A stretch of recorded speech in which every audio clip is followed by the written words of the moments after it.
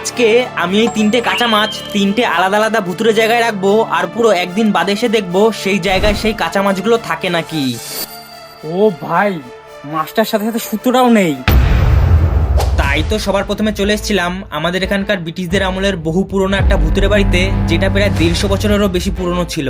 তাই ভয়ে ভয়ে এই বাড়ির মধ্যে ঢুকে ভাঙা দেয়ালগুলো পড়ে থাকতে দেখে যা বুঝলাম এই বাড়িতে আমার বেশিক্ষণ থাকা ঠিক হবে না। তাই তাড়াতাড়ি করে একটা বটগাছের শিকড়ের সাথে কাঁচা মাছটাকে বেঁধে ওইখান থেকে পালিয়ে যাই। এরপর তো আমি চলে আসি একটা বহু পুরনো খেজুর গাছের কাছে, আর লোকজনের মুখে নাকি শোনা যায় এই খেজুর গাছটা থেকে দিনে দুপুরেও কিরকম আওয়াজ শোনা যায়। তাই আমি বেশি সময় নষ্ট না করে তাড়াতাড়ি গাছের একটা ডালের সাথে মাছটাকে বেঁধে চলে আসি। এরপর তো সবার শেষের কাঁচা মাছটাকে নিয়ে চলে যাই একটা জঙ্গলের মধ্যে ঢাকা 200 বছরেরও পুরনো ভুতুরে বাড়িতে।